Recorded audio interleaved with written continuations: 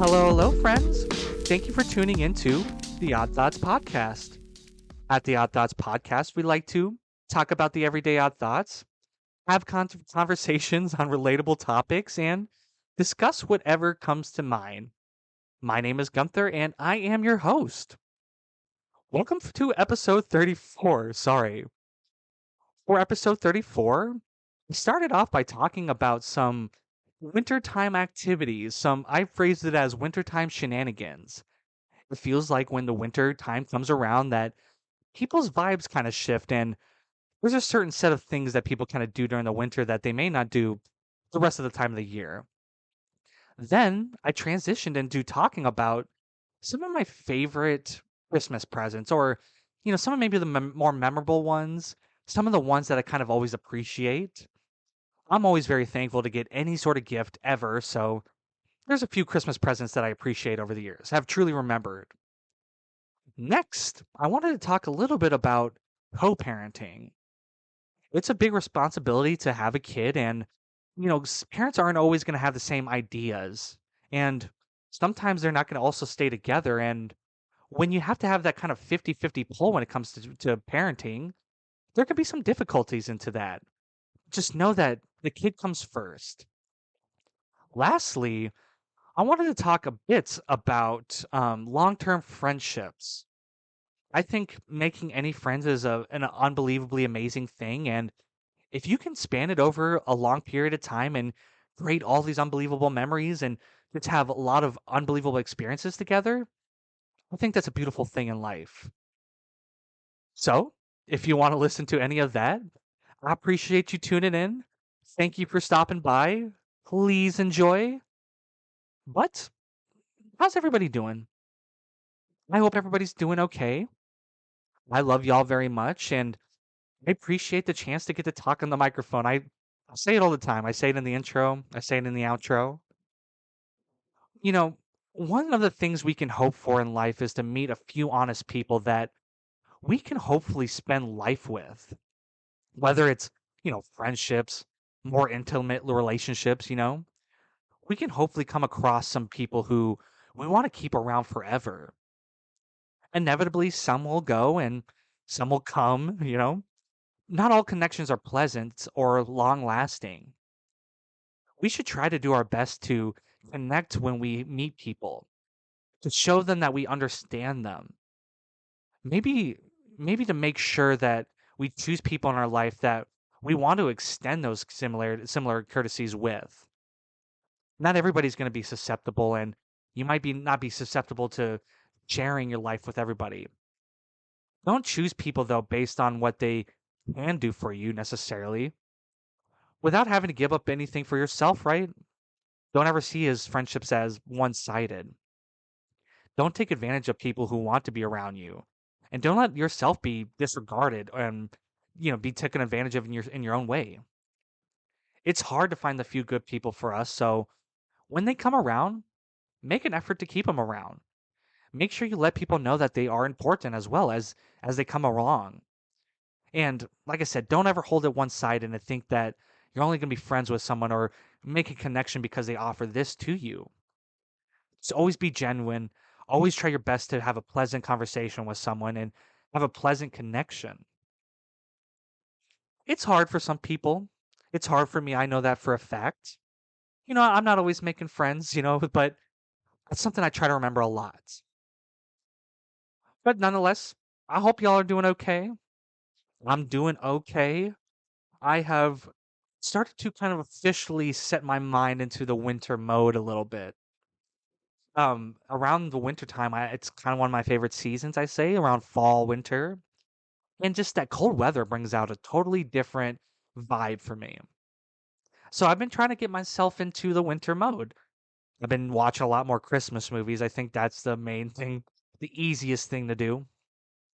But also just kind of with some of the future podcast outlines I've been doing that I've been kind of, reminiscing on certain things in my life and certain, topics around Christmas and the holidays. And I just can't help but to get in the mood, right? And, my house is decorated up, excuse me. My house is kind of decorated up and, Christmas is getting close. It's coming around. I can hear the jingle bells, jangling, dude. But I have so much fun during this time, and I wish that Texas would snow. I think winter time is so much better when there's snow. It kind of makes it feel like more like winter. But nonetheless, it's just that whole mindset. It's just that change in seasons really gets me. And I always say that I can put on more clothes and I can take off, right? There's not enough layers I can take off to cool myself down when it's 100 degrees, right? But I can put on a lot of layers and warm myself up when it's, almost negative when it's the teens. Texas don't really get negative weather, so but we do get harsh conditions. That's a fact. We happen to get icy conditions, right? We don't get snow, but we get ice. Dude. But I just think about like all the wintertime activities that people are getting involved into, decorating, right? All these are beautiful things that I will literally talk about in my first topic. So I won't get too much into it. But I hope everybody else is in that kind of winter mindset, and I hope that you're getting ready for Christmas, and once Christmas is over, that you shift your mindset pretty quickly into thinking about the next year. And, don't ever think about starting off the year perfectly, right? Don't think about starting off 2024 with the best foot forward. Just make sure that you give yourself a chance at some point in the year. Just know that, I think 2024 is going to be great for all of us. I just have a feeling.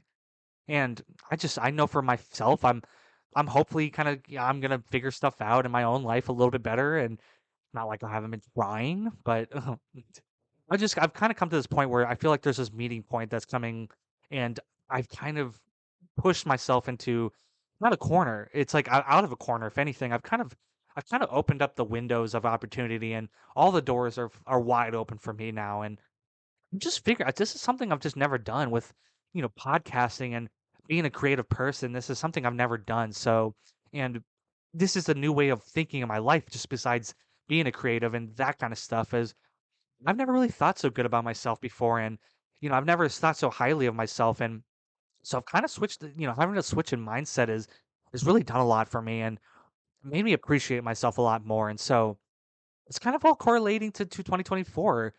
And there ain't nothing that's gonna. I mean, if bad stuff comes along, ain't nothing gonna kick me down worse than I've ever been. So it's only up from here.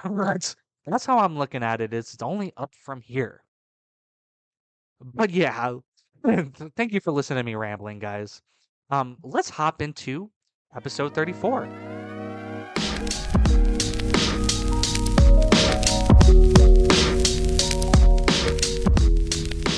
As the seasons change, people's vibes kind of change as well. Wintertime brings on a new set of things to do, new activities to participate in. Also, winter can bring some harsh conditions, unfortunately, but it's all part of the kind of winter shenanigans, as I'm calling it. Wintertime is cold-hearted, but if you can find a few likable things during the winter and during the snowy season, then you might be able to enjoy your own winter shenanigans. I love the winter time, and often I feel quite different when the season comes around. I feel a little more like happy. Maybe it's just the holiday season or whatever, but I tend to like the winter time more. But, in Texas, I don't get a lot of snow, so there's certain things I can't enjoy, but nonetheless, I kind of love the vibes of the cold weather. Winter offers a certain set of activities that really only seem fun during like winter time. When this, seasons change, you kind of sometimes hopefully get a little bit of that different mindset and think like, okay, well now I can start doing these things, or you break out some decorations, yeah, whatever it may be. I think it can maybe you can enjoy certain times of the year, right? Inevitably. So as some people might enjoy like the summertime more, right? That there are people like myself that enjoy the winter time more. I just think like it's such a love hate relationship, especially with like Texas. Unfortunately, we don't get snow, but we do get the cold. We do get really cold weather and sometimes some icy conditions, unfortunately. But I still get to enjoy myself nonetheless. It would make it a lot better though if there was snow. But Just general wintertime shenanigans. Just thinking about all the things you really can get into around this time of year. At least what you're willing to kind of get into. And I mean, especially this year, I always hold out every year for snow. It's not going to happen in Texas, but some of the best activities are during winter, at least for me. I always feel like, I guess I'm kind of looking at it in like the sense of like, I just always have the picture of snow in my head a little bit, but like when people decorate for Christmas, right? That's always an extremely fun thing to do.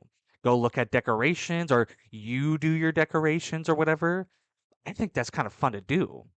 And it kind of feels like, people are more willing to decorate their house during the holiday season. It feels more fun during that time. Or it feels more most appropriate or whatever. You kind of also, you break out the clothes, right? You break out warm sweaters that you haven't had seen in 20 something months, right? Or not 20 months, sorry. How many months do I think is in a year? Sorry. That you haven't pulled out in like 10 months or whatever. There's not 20. I was thinking 24. My fault. But you haven't pulled out in very many months. So you finally get to pull out all your favorite hoodies and sweaters and you get to wear warm clothes, your favorite hats or whatever. Or maybe you go out and buy like a whole new wardrobe. You buy yourself a nice coat, some nice boots, whatever it may be. You could do that stuff around the year. You can buy clothes for the seasons, but I love warm clothes. I wear hoodies a lot and I like feeling warm. I like wearing my PJs, as much as possible. If I'm not, what if I'm not in work attire or if I'm not in like comfortable, like, or not like, more casual clothes, then as soon as I get home, I'm ready to change into my comfy clothes immediately. So, wintertime, I'm just thinking about all the warmest things to wear. And also like decorations around my house especially like we like to decorate for the seasons and as certain holidays come around, we like to do that kind of stuff, but Christmas times it really feels it really pulls together. And I think that's kind of a lot of people's mindsets, right? That you kind of like want to lean into the holiday season and one of the best ways to do it is like decorating your house and like letting people know that you're with the holiday vibes. That's decorating the inside or outside, right? You kind of when you get into the outside decorations and stuff like that, that's pretty awesome. Then things like other time, wintertime. I'm saying wintertime shenanigans, but just wintertime activities in general, like what, like hot chocolate. I mean, you can drink hot chocolate in the summertime if you want, but I'm gonna judge you probably. Just like, soup. Like I love soup and I can eat soup year round, but it feels like I'm most keen on having soup around this time. Really perpetuating the whole warm thing, warm clothes, warm liquids, warm foods, really just laying into that vibe. But I love hot chocolate around this time of year, you know what I'm saying? And especially when you go to like Walmart or grocery stores and you see the hot chocolate bombs, right? The chocolate things you pop in the your hot chocolate and it bursts with some like marshmallows and other things. It's a whole it's just wintertime and the holiday season in general just bring around such a different vibe. You get certain foods too that you want to eat around this time and like certain desserts that you want to eat. Like, I want to eat pies during the summer, but then like when I get towards the winter, I'm more of a cake person or whatever. Or like, I kind of want some like sweet fruity things during the summer, but I want some savory chocolate things during the winter. It's kind of it's just what it is. And like I said, with like soup, like I like soup all year round. I can eat soup whenever, it's available, but during wintertime, I think about it more. I think about, like my grandma makes a good chicken tortilla soup that once in a while she makes, and that's always something I think about. Or, chili is not a soup; it's like a stew more so. But think about eating something like that, and it's so much. And I think some people have also like certain mindsets otherwise. Like some people don't want to be in the winter time. Their wintertime shenanigans are more so getting away from the cold weather. So like people like to travel, right? And there's nothing to blame on that kind of stuff. So if your kind of wintertime traditions or your wintertime shenanigans is going somewhere where it's warmer and participating in warmer activities, then that's what you do. That's okay. There's nothing wrong with that. just I think, like I said, like the winter time, as maybe other seasons do, changes people's mindsets. It kind of gives people a different vibe, and maybe everybody kind of loves. There's some people that probably love all the seasons, but inevitably and undoubtedly, there are definitely people that favor maybe the winter time or favor the summertime or fall or spring or whatever it may be. But I think like all you really can do sometimes is just like maybe lean into the winter a little bit, right? Kind of you kind of just lean into what can be offered. With in Texas you don't get a lot of snow, but let's say you do live somewhere where it's snowing, right? Just adds like a whole nother level of activities, shenanigans to get involved in. I always loved like I was born in Minnesota. I spent the first 6 years of my life there, and I remember doing things just anything in the snow, sledding, snowball fights, snow angels, snowmen, all that kind of cool stuff that really is perfect. Obviously, you can't make snowball fights without snow. You can I don't know how to make your own snow, but if you figure it out, let me know. But snowing is just I think I like I said when I think it's winter time, I think of snow. But living in Texas, I'm not getting no snow. It's unfortunate, but I just like that's why I watch when you watch Christmas movies to get hopefully there's enough snow to make you feel like you're you know living good. I feel like you get the vibe. But I love that kind of stuff, man. And even like sledding, that was one big thing that I loved is the elementary school that I had went to before I moved to Texas. There was a like a big hill that sat right next to it. That right after school we'd get out of school and like just grab the sled out the car and like just sled. You know what I'm saying? Just like hang out for an hour. And that was fun. That stuff is so cool. I feel so blessed to get involved with that stuff. And I mean, like, I one time when I was a freshman in high school, I went skiing. I went to Winter Park, Colorado, and I went on a skiing trip with my choir or like part people from my choir, and that was pretty cool. I think skiing was kind of hard, but I thought snowboarding would have been way more difficult. I just think I couldn't do that. But just I always thought I was like I remember a couple times I was like, man, just give me a sled, just like I just want to go down these black diamonds on a sled, dog. Ooh. But I had to, it's snow makes it so much better. But also, snow also is can be kind of harsh. I mean, I can't sit here and not admit that sometimes the shenanigans are out of your hand. You got to deal with shoveling your driveway and starting your car so it melts the ice off your windshield and snowstorms and blizzards and extremely cold mornings. And in Texas, we get really icy conditions. That's kind of where our harsh weather comes from. So, I mean, nobody in the world knows how to drive on ice. I mean, you can be crazy enough to do maybe a good enough job, but nobody is an expert on driving on ice. I mean, a lot of people I know from Minnesota are pretty good. I would say that my older sister is pretty fantastic on driving in slick conditions. But I think like the harshnesses of winter definitely put a damper on certain activities. It can. You were kind of planning on going outside and having a day of fun in the winter time in the cold weather, but a little ice, a little bit below what you want it to be. It's in the 20s or the teens, a little unexpected. I mean, it feels like the winter really like it's cold. It's cold hearted, like I said earlier. It's winter is cold hearted and it does not care about what you feel. But I love the winter time, and I know a lot of people feed that same sentiment. And maybe I love the winter time a lot more because of the holiday season. And with the holidays, it feels like there's more of a fixation on family. Not in a bad way. Like if I wanted to use another infatuation with family, or you really focused in on spending time with your family. And I mean, also like I don't mind the colder weather. I'd rather put on layers and take off layers type thing. I mean, you know what I'm saying? I can put on enough layers to get warm. I can't take off enough layers to get cool. So you can deal with winter a lot more. And I love all the wintertime activities, all the wintertime shenanigans that you can get into, decorating the house, drinking some hot chocolate, just, if it's snowing, having a snowball fight, making some snowmen.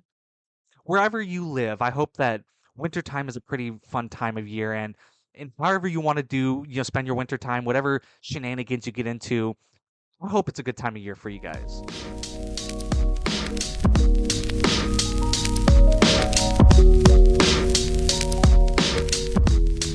When Christmas comes around, I always look forward to seeing family more so. I appreciate the chances I get to have everyone around in the same place and we could just enjoy each other's company. You know what I'm saying? A lot of great things happen when family's around, at least for me. A lot of good foods, a lot of good desserts, Christmas movies, and just enjoying each other's time, like I said. And can't help but to be thankful for any sort of gifts or any sort of presents I receive during the holiday seasons, during Christmas. I think I sometimes have certain things I want every year, right? Like, I there's a wish list that I might have, but really I'm just appreciative of anything that I get. And material things will come and go, so when I receive any gift, I really try to cherish it. I try to just really appreciate the person giving it to me and them, sacrificing a little money and giving a little thought to me. You know, I don't think I can necessarily think of a lot of like my favorite Christmas presents as a kid and growing up because I've kind of just appreciated things as they come around and every year I'm just surprised to get anything. But undoubtedly there's probably a few like Christmas presents that are some of my favorites or like maybe some kind of memorable ones or just like ones that are kind of always appreciated, right? Like I'm just always thankful for anything. Truly upfront, I'm always thankful for anything that I get. And like I said, when anybody puts any thought into me about what they want to get me or just thinking about me for a little bit, I'm very thankful for that. But I know that like some of the ones that I always appreciate, like Christmas presents that I always appreciate are clothing. I mean, I'll say it, you know what I'm saying? Like some of my favorites is like clothing, pajamas, socks, underwear, like even with more like specific articles of clothing with like flannels or hoodies, I'm a big fan. I love hoodies, love sweaters. I wear them all the time. So and flannels, so if I get new like socks and underwear and stuff like that and I get anything new clothes, I'm always appreciative. Because, God knows I'm not gonna buy myself clothes. I'm not gonna go update my style anytime soon if I don't have the money for it, especially. If I had a little more money, maybe I would update my fashion a little bit. But, when I get to have a new pair of like pajama bottoms and a new like a new pack of socks and a new pair of underwear, new few pairs of underwear, cool flannel, a couple cool flannels. Once in a while, I usually get maybe like hopefully get a hoodie once a year. Sometimes not, but that's the stuff I love.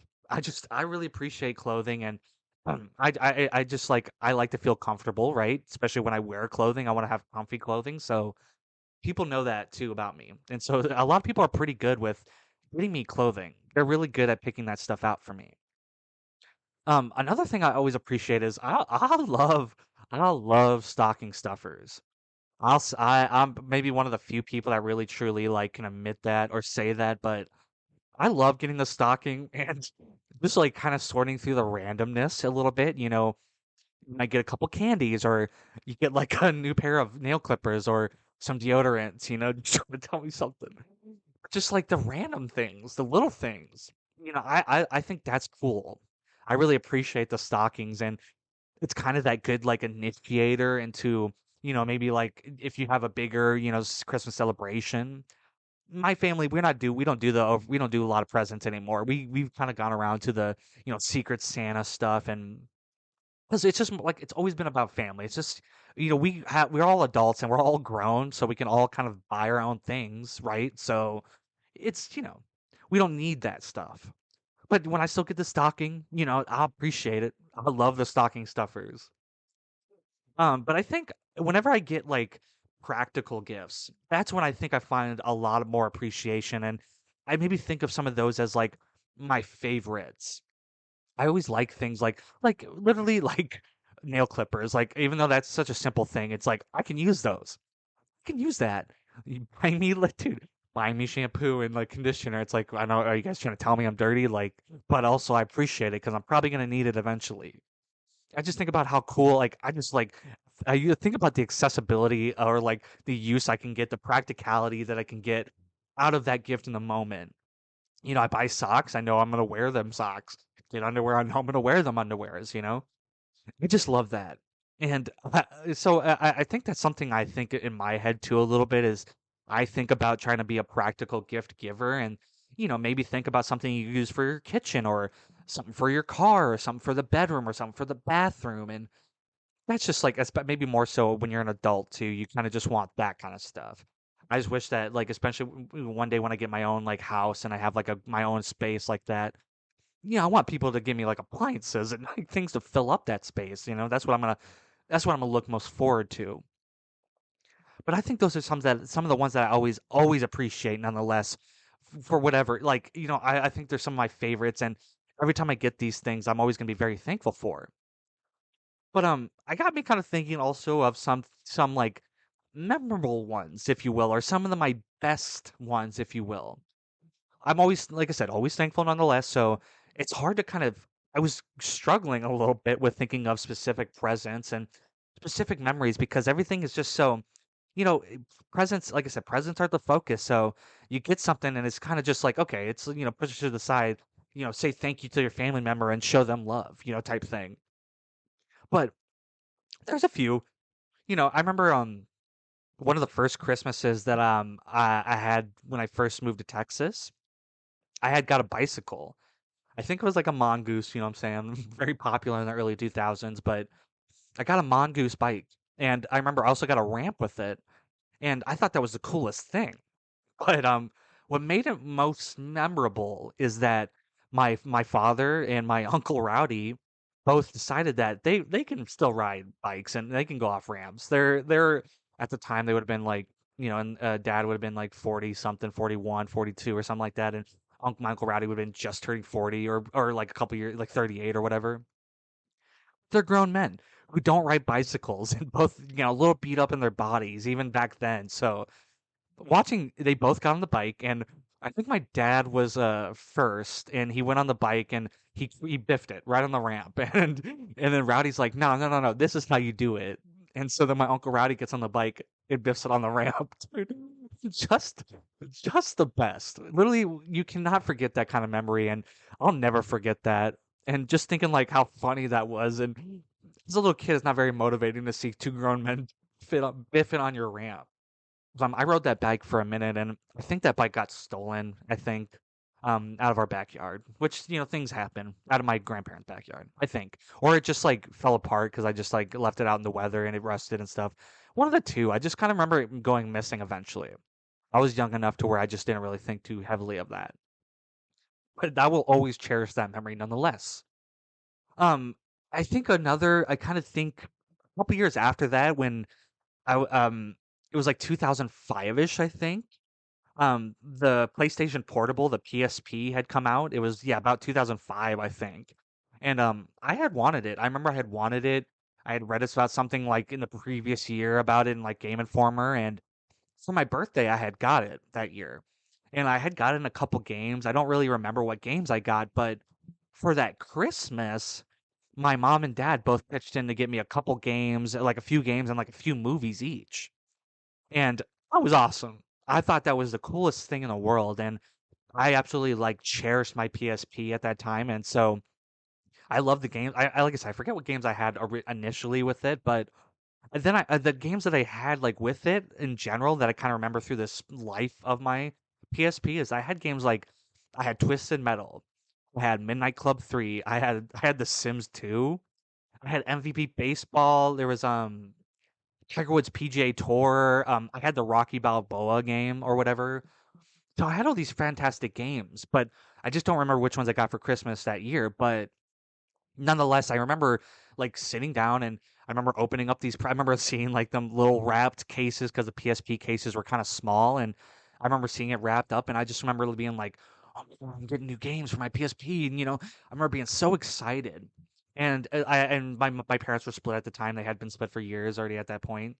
And so, I got two Christmases, and I didn't get very many presents, but the few that I got were amazing, and I was gonna use, forever. I mean, I ran that PSP into the ground. I mean, that's the part of the back that like holds the battery in fell off, and I still played it. I like duct taped that shit, and like, sorry for my language, but I just dealt with it. And I'll always say that. that Twisted Metal game was one of my favorite games, and I absolutely love that game and played the crap out of the Tiger Woods PGA Tour game. I'm such a lame kid sometimes. Some of the games I don't need like crazy games. I just like Tiger Woods PGA Tour, just going out playing the links, just having a good time, dude. And then some of the movies I had were had Hitchhiker's Guide to the Galaxy. I had that movie Robots, not iRobot, Robots. And then I had Amityville Horror. I had Ghostbusters 2, and then I had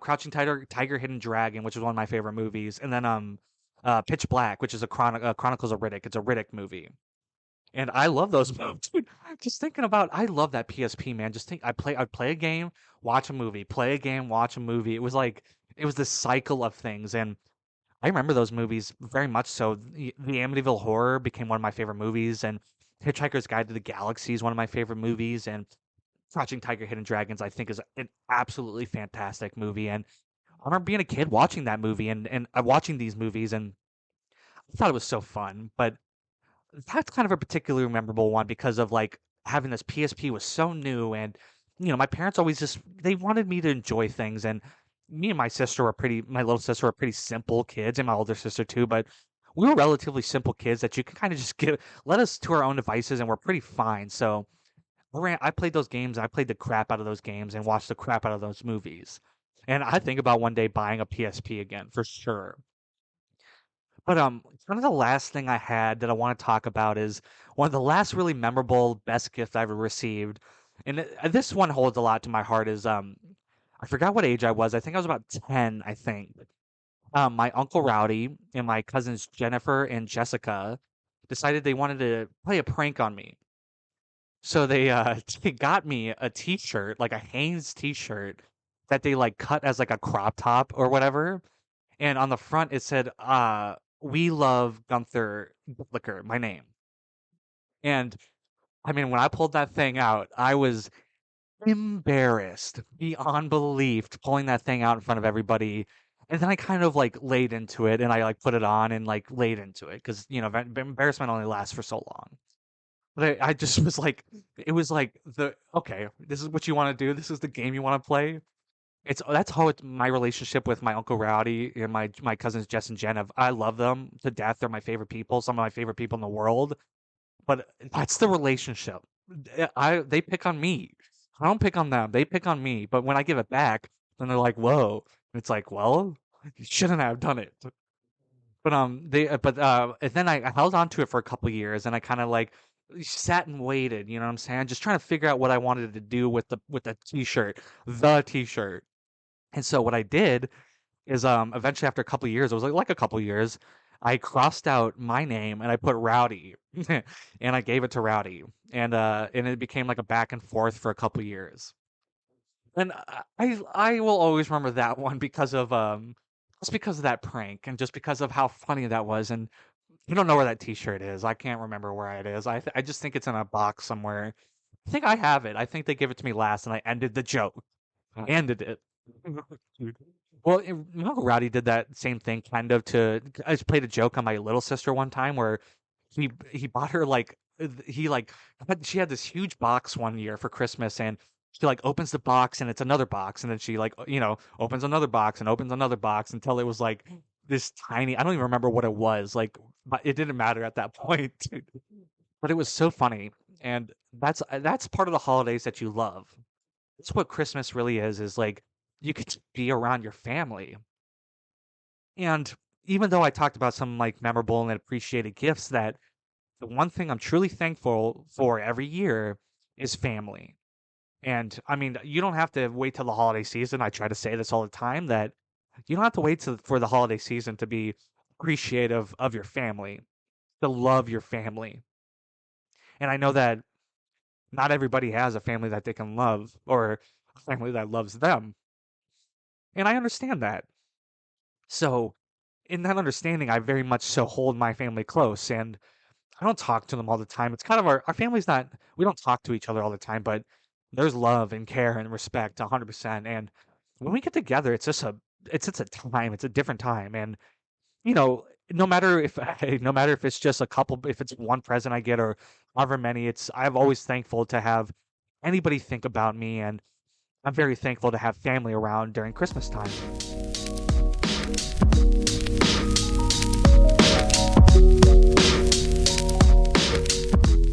Having kids is an unbelievably huge responsibility. I don't have any kids myself, but I've seen the sacrifices my own parents have made, as well as like many other people in my life becoming parents and seeing what they've done, like my older sister. When it comes to parenting, the idea is hopefully to always have an equal approach and always put in a kind of equal effort. Realistically, the real scenario is that not everything is equal. Parents don't always have the same ideas and same ways of raising a kid, or yeah, raising a kid, sorry. Parents also don't always stay together, just like mine. But the fact remains is that children come first. If you have a child, they come first. Co-parenting, whether together or not, is important in syncopating cooperative actions in your children growing up. The children deserve to have both parents in their lives. So doing your absolute best you can to keep each other, relevant and make sure that you respect each other is important. And making sure that you both are involved. Hopefully both parents are always contributing, equally at times, but sometimes, whether they're together or not, that they try to take an approach both at, attempting to raise the child. Parenting is a huge responsibility, obviously. It's something that I think people don't even expect sometimes on how big it can be. You might be, ready for a kid in your way of, you might be set financially, or you kind of have accepted the simple facts of what having a child is, but it feels like when a child actually comes along, it's bigger than ever expected. It can affect, not only how you think about raising a kid, but also what you might think about your significant other and what you might think about yourself, equal contribution is kind of the goal, but equal contribution isn't always that simple. You know, Parents have different kind of ideas, or maybe even more so, like different skill sets sometimes, right? Some parents are more nurturing, and parents are more of that kind of harshness, and some parents are good at cleaning up after the kids, and someone's better at dealing with dirty diapers or keeping up with appointments and whatever, all the things that kind of come with having kids, right? They might have different motivations and, like I said, different ideas of what to do, especially when everybody was raised a certain way by their parents, right? And so you kind of like, subconsciously might raise your kids in that same way just because that's kind of how what you've noticed. And that could possibly conflict with how your significant other might look at your kid and how they want to be raised or raising your kids. And I think that you can't blame someone for having a different mindset, right? Just as you don't want someone to have a different, blame you for a different mindset. People think differently, they have different motivations and different skill sets, 100%. And when it comes to co-parenting, you try to be equal. It's literally what it is. You try to be equal, whether you're together or not. The whole thing is that you both put in this effort that kind of comes out to be, a sum of 50-50. You know what I'm saying? Where not every moment is going to be maybe necessarily 50-50. Sometimes you guys kind of meet up in the middle and or whatnot, but the idea is that the overall is 50-50. But when that kind of extra maybe problem comes about, where or like there's a little extra tension with parents not being together, that's a whole nother level of co-parenting in itself. People just don't stay together. And it could be, I mean, it could be even before the kid comes around that you don't love this person as you thought you did. And, maybe that's the kid what you thought was going to help, but, it just doesn't. And you should definitely never use kids as a way to stay together. Like that's going to fix your relationship, even though it might, because there have been people that say that, having a kid changed their mindsets. But I think that's more of in a personal way, you know? That's how you react to having a kid. It's not that all of a sudden you have a kid that you have to change, which you do sometimes, but you got to let that happen naturally. And like I said, you don't stay together all the time, right? My parents didn't stay together, and it's for personal reasons. When I think about my parents, I think that they have a lot of similarities, but they have just differences in the way they act and the things they're interested in. And so there was no reason for them to be there and have tension between the two, right? There was no reason that they had to like, you know, make themselves stressed out over each other and then continue that stress on to like me and my sisters or whatever. Even though sometimes it's like a unfortunate passerby kind of effect where you see them arguing and I don't remember my parents necessarily being lovey-dovey together, but I can remember a couple times where they were arguing and not so happy.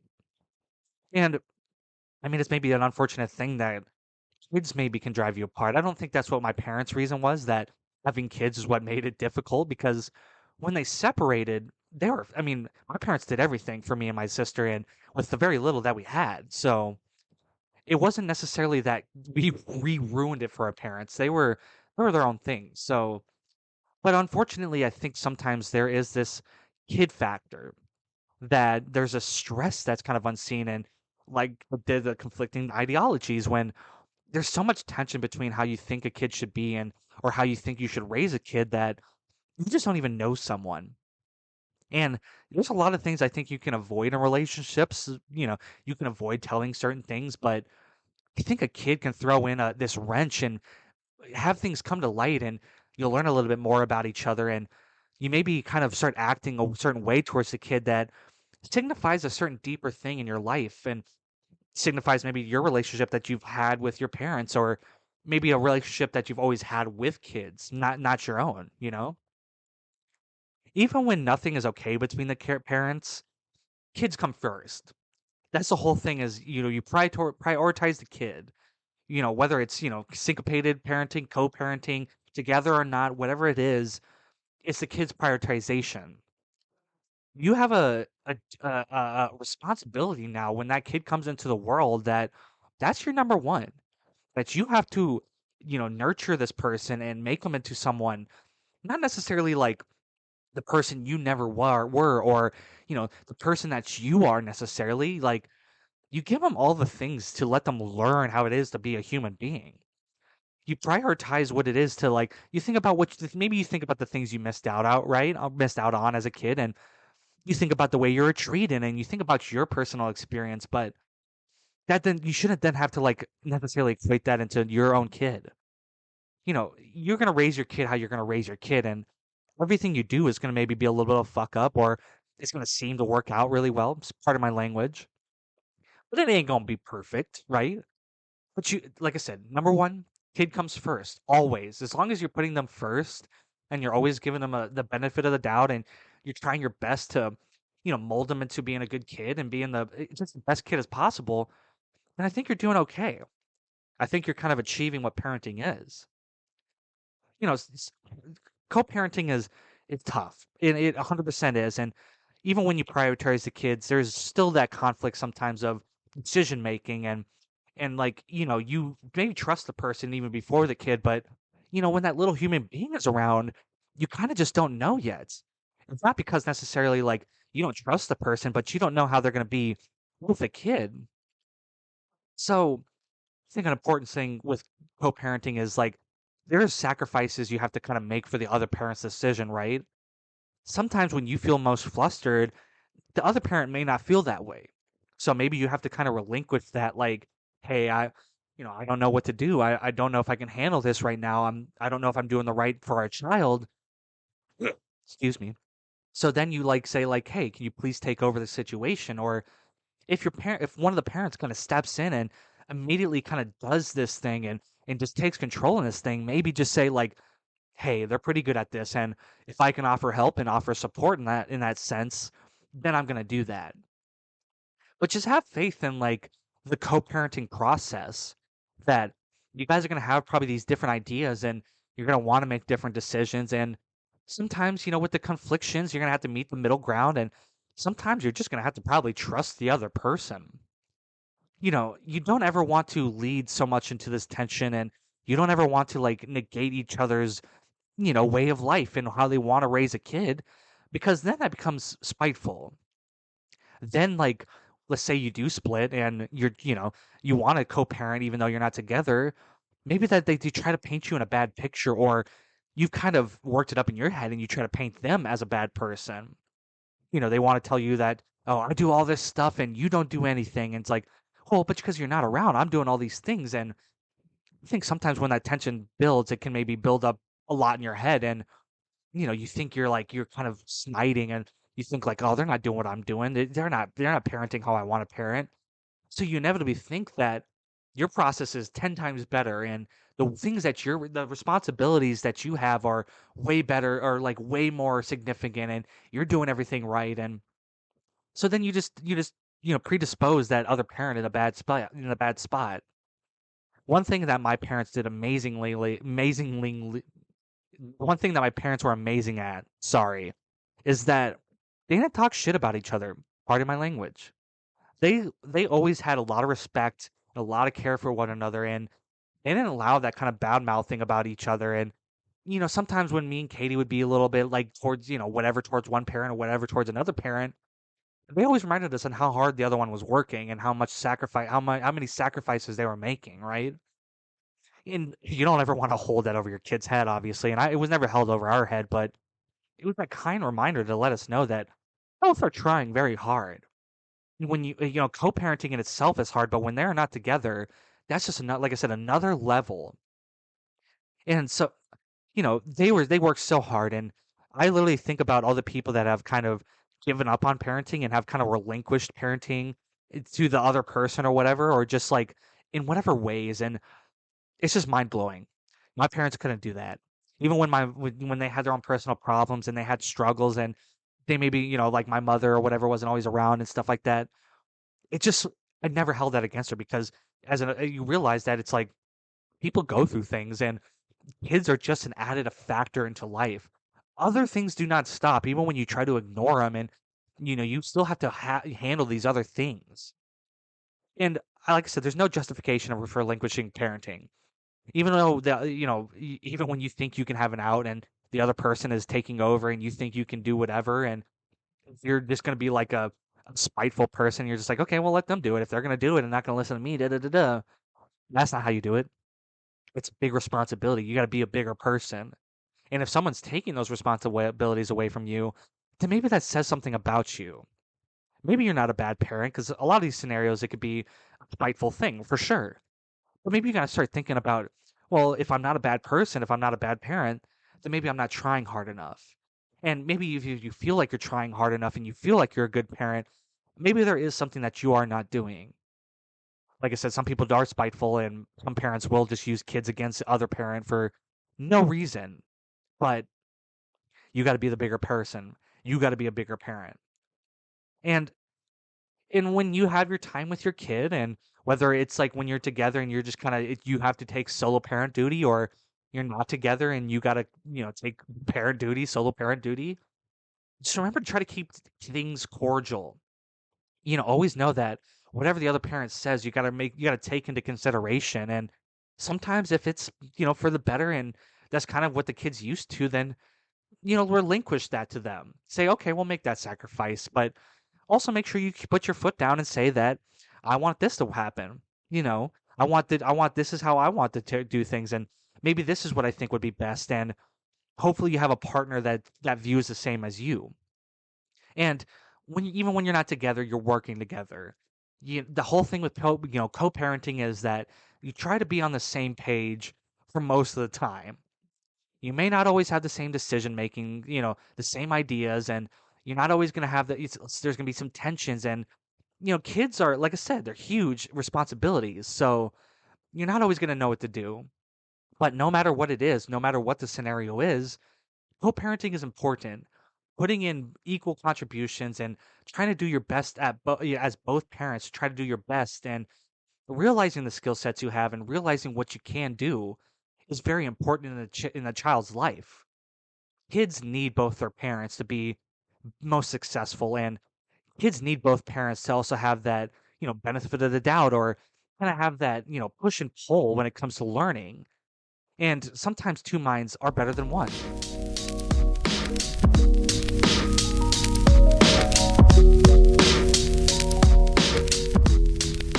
We are lucky in our lives to have maybe a few important people that we truly care about, whether it's friends or family or whatever. Not everyone stays around forever, but when there are a few amazing individuals, you want to try to keep those relationships going. Especially with making friends. Making friends isn't easy, but it is something that we all kind of crave. A little companionship in the way of someone you want to hang out with and someone you respect as they do you, someone you can rely on. If you make friends and it just so happens to span for a long time, there is a different bond that is built that others may not notice or may never see. Long-term friendships can offer tons of experiences and memories to hopefully last you a lifetime. And like I said, when people come and go, if you can have a few long-term friends, it's just an amazing experience. Friends and relationships that span over multiple years, usually pretty close. That's kind of what I think about with long-term friendships, right? When I think about, sometimes people are kind of more acquaintances with friends, but nonetheless, there usually is some sort of closeness. Making friends is super difficult, at least for someone like me. I'm not a very confident person and I'm not very extroverted, but I try to meet people and when I do meet people, I try my very best to get along, but I'm never going to maybe be friends with everybody, right? And I don't really have the intention of making friends with everybody. So, when I do have these times where I do get to meet people and I get to kind of, contact others that I just try to be as friendly as possible. I try to be as open to having some sort of companionship or some sort of relationship, as best as I can. So I think I truly reviews friends as a deeper thing. I sometimes hard to think even the friends that I do have as like true friends because I'm not always hanging out with them and I'm not always hitting them up and stuff like that. So, but I do consider my friends. So when there's kind of so I crave a deeper relationship and deeper friendships. I really truly want that true friendship, something that sometimes is kind of rare, and cherish those that matter type thing, where someone that I truly think that will reach out to me as I will reach out to them. Like I said, I do have friends that I genuinely care about, but I'm not always reaching out to them, and they're not always reaching out to me and stuff like that. So I think we all kind of crave a couple true friends, or a lot people really close, like best friends, right? And I think it's important, like when you do make friends, or just in general, like when you meet people, no matter how deep the relationship is right off the bat, or how deep it does become, you don't ever take advantage of people. That's I think a key to friendship to lasting a long time is you're not taking advantage for something of someone. You don't let others take advantage of you as well, right? You're not looking at someone and saying, I want to be friends with them because I can get X, Y, Z. And if someone's kind of looking at you and saying, well, ABC is available when I hang out with this person, that's not a friendship. The whole point is that there's a mutualism to friends, right? There's a whole thing that you guys love spending time with each other and, you guys can hit each other up, whenever you want and you'll answer or at least say like, hey, I'll talk to you a little later, da da da da.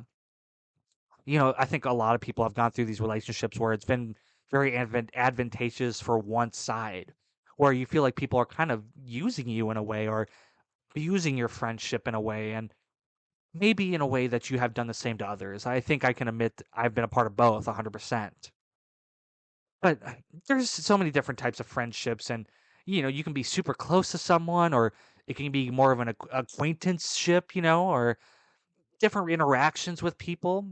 Not everything's going to be, super friendly right off the bat, and you're not necessarily going to get along with everybody you meet right off the bat, right? So, like, nothing's guaranteed.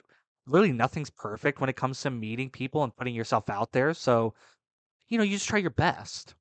And like I said, if it looks a little different, you might be able to form it still into a friendship. It just might look a little different than what others are. Maybe a little closer than others or a little less close. Maybe this friend you specifically like to do this thing with this friend. You guys like to go hunting or you play video games specifically with this friend, but this other friend isn't interested in that stuff, right? So that's kind of fun about friendships is it's so different. if you can diversify yourself a little bit in that way with relationships, I think it's cool. You got to be able to appreciate all aspects of each other, truly. If you're looking at someone and you kind of enjoy their time and you want to form a closer relationship and form a friendship and make it last a long time, that you got to kind of appreciate everything that they do. And, through good and bad, whether things shift and times happen, different moments in life happen, you got to kind of just appreciate them and be there for them no matter what, as you hope someone does with you. When you're going through some good and bads and you're at the highs and lows, that there's someone who's doing the same thing for you, that knows this isn't maybe your true self right now, or knows that things can get better, and they appreciate you and respect you, and you guys matter to one another. It's friendships are just like any other relationship in the sense that you got to have a little bit of that care for that other person. You have to. You got to have a little respect for that other person. It should never be one-sided in that way. You want to make friends with the long run. It's like the whole thing, right? It's you shouldn't be looking at people as like, oh, friends for the moment. Now you might appreciate that short-term friendship, but hopefully the whole mindset is that you want to bring people along for the ride as long as possible. Have in mind to keep people around for a long time, not a short time. Create tons of experiences and have all this fun and see each other change in life. And I think sometimes having that rock too, when outside of like a relationship, like an intimate relationship, that having that rock is like super important. Someone that you can always kind of look at and they always kind of give you the thumbs up, or maybe sometimes unfortunately give you the thumbs down and let you know that, well, you could be doing better. Because caring for someone is not just affirming, everything they do, and you know, and someone when someone matters to you, you're gonna be real with them. And if things are going wrong, then you'd hope that you can be comfortable with telling someone something. And same way with them, if things aren't going right for you, you'd hope that they have that comfortability with you. But when you have long term friends, you always have like you have someone to spend time with all the time, right? It's kind of the many benefits, right? When you have long-term friends, you kind of have that person that always kind of wants to spend time with you, that maybe, sometimes you have jobs and families, right? But on that whim, you kind of hit them up and they're like, "Oh, I'd love to do that thing with you," or they want to share moments in general with you where it's like you have some good news and you're doing this good thing in life, and you text them and they text, or they're same with them. They're having these good things and they text you. You guys are just happy to be around each other, happy to share like these experiences, live with or experience life together, right? I think, sometimes just doing things with your best friends and your friends is it's cool. It maybe even deepens an experience for yourself a little bit. And I think when you kind of signify something with another person, it kind of hones in that memory and makes experiences, like I said, a lot more enjoyable. I love the idea of seeing each other grow. That's kind of a cool thing to think about. Just like in your own family, you get to see people evolve, and whether it's your aunts and uncles or your cousins or your siblings. So when you get kind of an extended relationship, extended relationships and friends, I think it's cool to see each other grow, see each other have jobs and, relationships and children. You get to be kind of the adoptive uncle or whatever, adoptive aunt. You're not blood, but they call you Uncle Gunther, they call you Auntie whatever. I think that's awesome. And truly, not everybody has family that they're close to, right? So, friends kind of offer that pseudo family for you. You just see each other become whatever. And I think that's awesome. And that's an unfortunate thing though sometimes with friendships, is you want to have that mindset of it lasting a long time, right? And you want to try to do your best to love someone and respect someone, but things are not going to be perfect, right? And friendships may end. Hopefully always amicable, right? Hopefully everything is always a two-sided thing where, you both kind of were like, okay, we don't want to spend any time with each other. We're in different places in our lives, and maybe it's just best that we kind of go on and do our own things. And that's a very normal thing. I think we all kind of move on to other people, and you want to have, like I said, you want to have the mindset of keeping around people forever, but it's just not realistic all the time. So you appreciate the time you spend, right? Anytime you get to hang out with people for long periods of time or for extended periods of time, right? and you get to care about someone and you guys, have these interactions with each other and you care about one another. I think you got to appreciate that because not everybody's always going to come around to do that kind of stuff.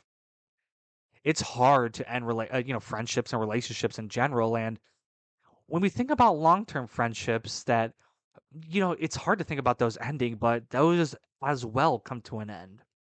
And it's hard to end long-term friendships, especially when so much time and so many memories have been made and you kind of always have thought about this person in your life and they've always been there and you've always been there, and it's kind of hard to think that then all of a sudden it's gone, right? All of a sudden there's nobody around for you or in whatever way that might be. Because even like, when we think about ending a long-term friendships, it's you think about splitting with a friend, but friendships end sometimes when people die too, and that's an unfortunate thing. Even though you can live on in memories and through these experiences, that the friendship is over. It has ended. Oh man, it just all that time. You think about you spend so much time with some people and you create all of these amazing experiences and you have all these fun memories and those will last 100%. Those things will just don't go. So ending when long-term friendships end, it's tough. But, people come and go. You make friends with people you trust and it doesn't have to be everybody, and hopefully the few people that you trust and you make friends with, that hopefully you care about them genuinely and hopefully they care about you, truthfully. Look for those who treat you as equal.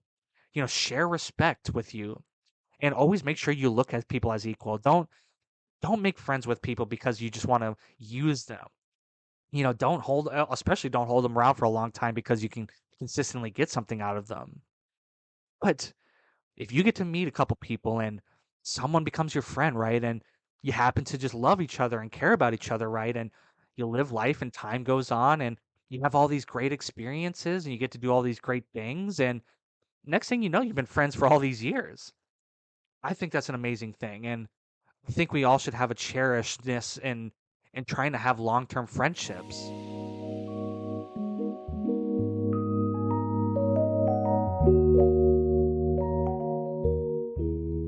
Alrighty, friends. That's really all I have to say about that. Thank you for tuning in to episode 34. Finally done with episode 34. If you want to listen to this episode or any of my other episodes or any of my future episodes, I make sure to always upload them on YouTube and Spotify under the Odd Thoughts podcast. If you find anything I ever say relatable or enjoyable in any way, I appreciate any support I can get. You can always subscribe to my YouTube, so subscribe to the podcast, the Spotify podcast. Also, you can follow me on a few different social medias. I have a Instagram, I have Facebook, I also have a Twitter. I'll make sure to link all those in the video description below, as well as I try to link them in my like bio on my YouTube and all my other social medias. But nonetheless, I always appreciate the chance to get on the microphone and talk to everybody. And I don't, I have a few listeners that I consistently get every episode, and I appreciate anybody who wants to listen. So I love y'all. I appreciate y'all tuning in. Be sure to show up for yourselves every single day and be excellent to each other.